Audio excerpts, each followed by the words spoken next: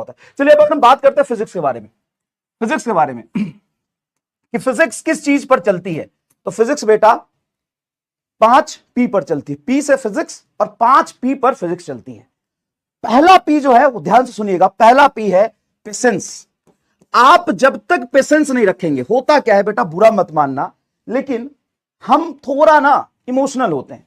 कई बार इमोशनल होके सोचते हैं बहुत ज्यादा, यार ये मुझे नहीं आया, अब मैं क्या करूं, ये तो मुझे समझ नहीं आ रहा, अब मैं क्या करूं, ये नहीं हो रहा, अब मैं रोने लग जाऊंगा। नहीं, प्लीज बेटा, अगर ये जर्नी लंबा है, 10 मिनट में खत्म कर दूंगा, टाइम शुरू करता हूं, 10 मिनट में खत्म कर दूंगा पूरी बात जो मैं कहना चाहता हूं, उसके बाद पढ़ाना शुरू कर दूंगा। और आज के बाद हर लेक्चर में तू देख लेना, तीसरे मिनट दूसरे मिनट में गुड मॉर्निंग और तुम्हारी बात सुन के मैं पढ़ाना शुरू कर दूंगा। लेकिन आज सिर्फ 10 से 12 मिनट का समय दे दे मुझे, सिर्फ 10 से 12 मिनट का समय दे दे। फिजिक्स जो चलता है वो 5P पे चलता है। कौन से 5P पे चलता है, ध्यान से सुनिएगा।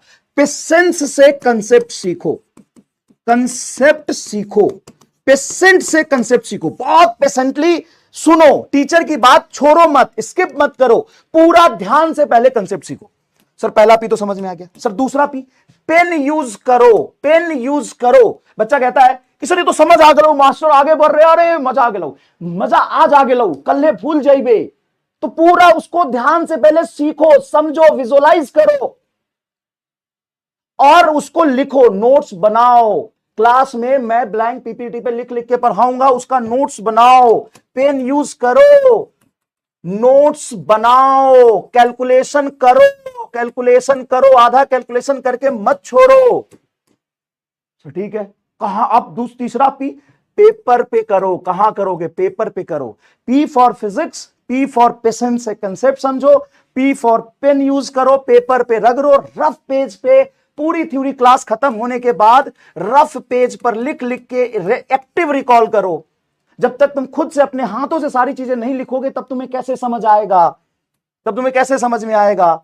क्लियर है। तीसरा प्रैक्टिस, प्रैक्टिस और फिर प्रोग्रेस। ये प्रोग्रेस वाला P लास्ट में आता है। तो P for physics, P for patience, P for pen, paper, practice and progress. यही होगा भाई साहब, यही होगा भाई साहब। ठीक है, चलिए तो समझ में आ गया कि हमें पेशेंस से कंसेप्ट सीखना है, घबराना नहीं है। और आप टीचर नहीं बन जाओगे एक ही क्लास करके, आपको धीरे धीरे ही कंसेप्ट समझ में आएगा।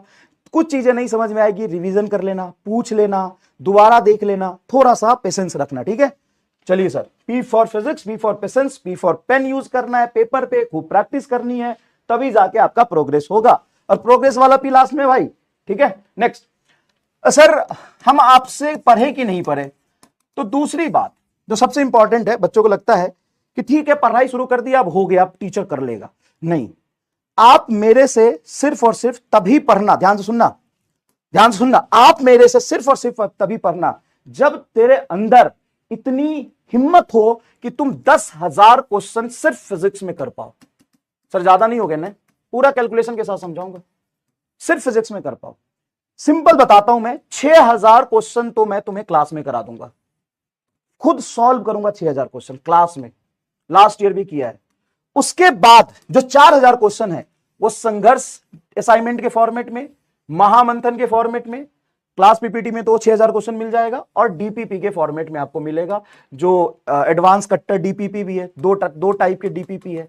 इसमें आपको लगभग 30 चैप्टर के 100 सवाल मिलेंगे, है ना, 30 चैप्टर के 100 सवाल मिलेंगे, 3,000 सवाल हो गया। उसके बाद आप टेस्ट दोगे, तो टोटल मैं कह रहा हूं टेस्ट तो दोगे ना भाई, कम से कम 20-30। हाँ सर, तो 20-30 टेस्ट हो गया। तो कितने लोगों के पास हिम्मत है कि वो क्लास में बैठ के पेशेंट से ये 10,000 क्वेश्चन कर पाएगा? है हिम्मत तो बताओ, ये 10,000 क्वेश्चन कर पाएगा? 10,000 क्वेश्चन करने की हिम्मत है ना, तभी आना। 100, 200, 400 कलम का इंक खत्म करने की हिम्मत आएगा ना, तब करना। ठीक है, तभी आना।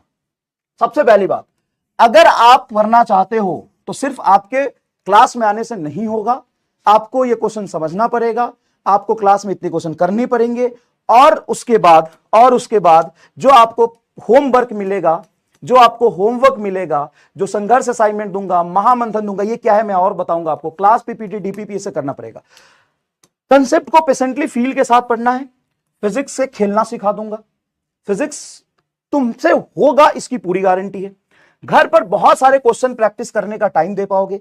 अगर तुम मुझे फिजिक्स के लिए रोज 5 आवर देने के लिए तैयार हो, तभी तुम मेरे से पढ़ना वरना मत पढ़ना।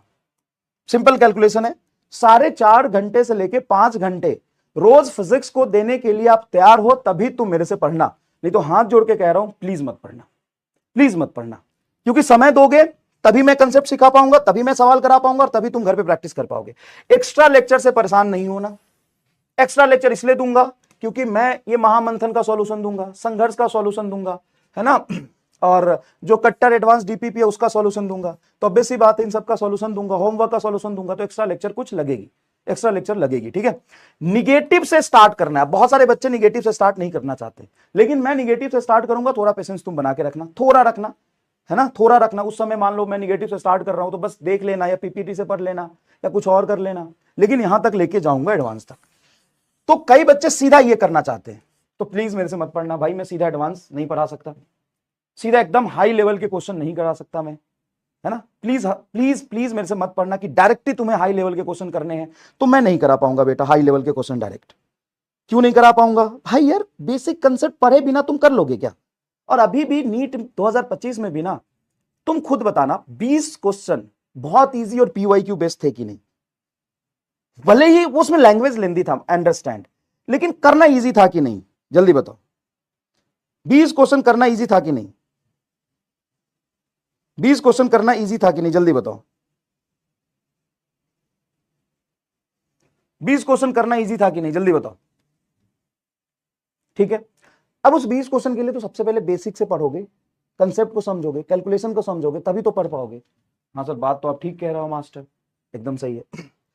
तो निगेटिव से स्टार्ट करना बहुत जरूरी है। लेकिन अगला जो 15-20 क्वेश्चन था, मैं 3-4 क्वेश्चन जो बहुत एडवांस लेवल के थे, वो तो तुम किसी को भी दे दोगे, टीचर को भी दे दोगे, तो सॉल्व नहीं करेगा। तो अगर ऐसा ही पेपर आ गया, तो जो बेसिक से 20 क्वेश्चन है उसके लिए तो निगेटिव से पढ़ना जरूरी है। हाँ सर, उसके बाद जब एडवांस तक आपको जाना है, तो नेक्स्ट जो 20 क्वेश्चन था ना, उसके लिए जेईई मेन के अपर लेवल तक जाना बहुत जरूरी है। तो वहां तक भी लेके जाऊंगा। तो बहुत सारे बच्चे होते हैं, तो कोई यहां से शुरू नहीं करना चाहता, कोई यहां पढ़ना चाहता है, और कोई सिर्फ यही पढ़ना चाहता है, यहां नहीं जाना चाहता।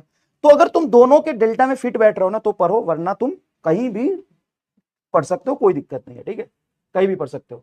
अब मैं तुम्हें बताऊं, ये मैं ऐसे ही देख रहा था, तो लास्ट ईयर के ये यकीन का है, लास्ट ईयर के यकीन में टोटल, मतलब मैं ऐसे ही देख रहा था तो मेरे सामने आ गया, टोटल 347 लेक्चर लिए हैं, और सारे लेक्चर 2 आवर प्लस के ड्यूरेशन के थे। टोटल एक साल में नहीं, वो तो सिर्फ 10 महीना ही मिलता है या 9 महीना मिलता है, तो 9 या 8 महीने में टोटल 347 लेक्चर लिया है यकीन 2.5 में। आप चेक कर सकते हो, ये डेटा है। 347 लेक्चर लिए, जिसमें से 9 लेक्चर इसमें कैंसल्ड लिखा है, ये गलत है। जो बच्चे पढ़े होंगे उनको पता है कि एक भी लेक्चर कैंसिल नहीं हुआ था। मेरी सिस्टर की शादी थी ना, उस दिन भी मैंने क्लास लिया था, लेक्चर कैंसिल कभी नहीं हुआ था।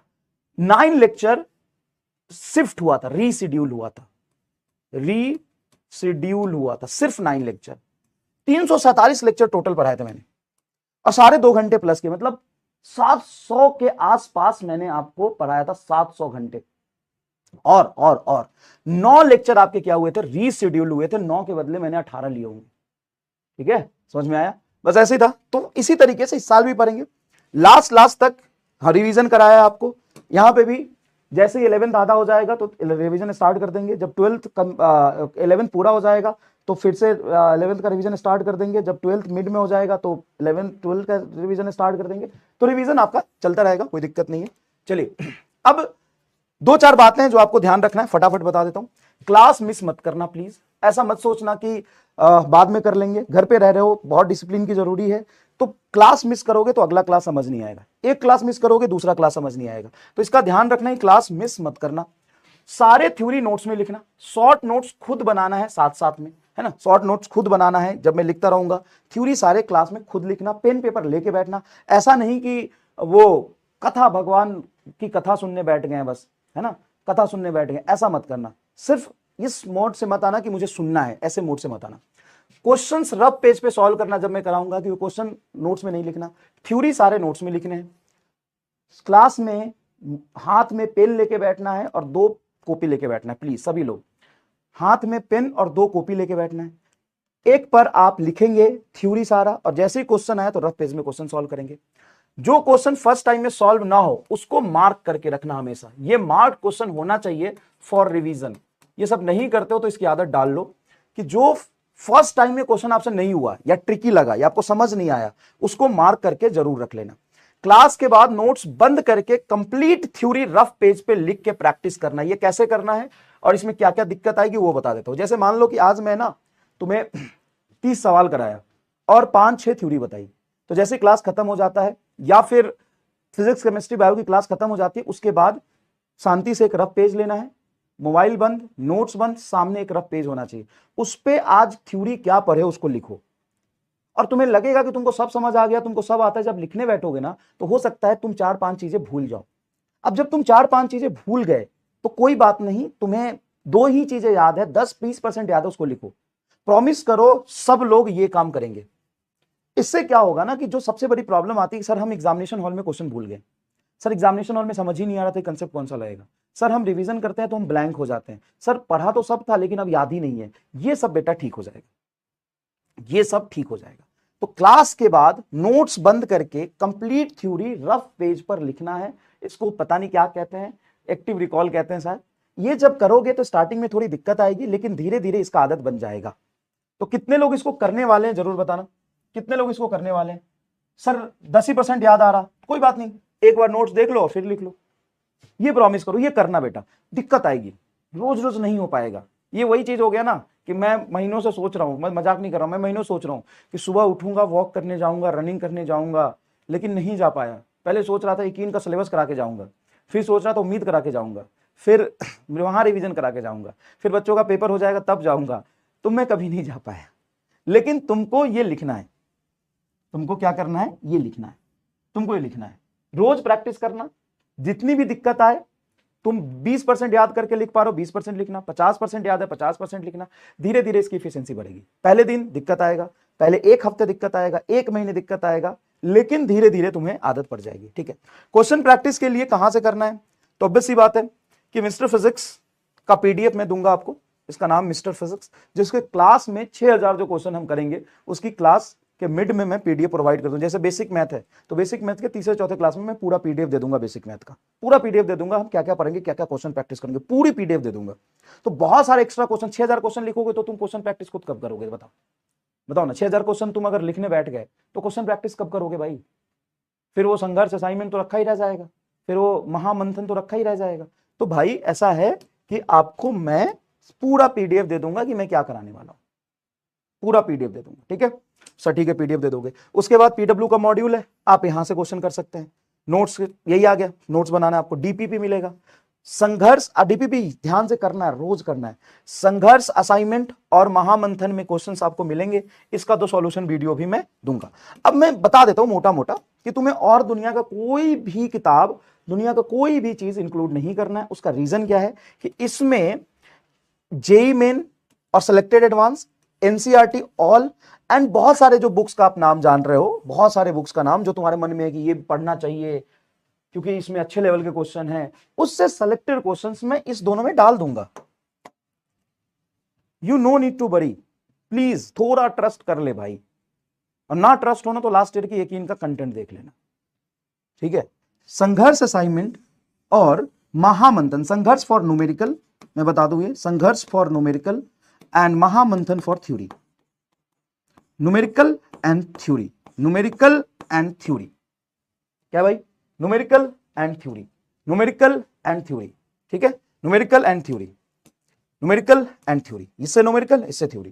तो जेईई मेन एडवांस के सारे पीवाईक्यू, मतलब जेईई मेंस के सारे पीवाईक्यू, एडवांस के सिलेक्टेड पीवाईक्यू, एनसीईआरटी के थ्योरी से और एनसीईआरटी के न्यूमेरिकल, और ऑल बुक्स जो भी तुम जानते हो उसके इसमें हम सेलेक्टेड क्वेश्चन डाल देंगे। पूरा बुक नहीं डाल सकते हैं, हाँ वैसे क्वेश्चन डाल देंगे।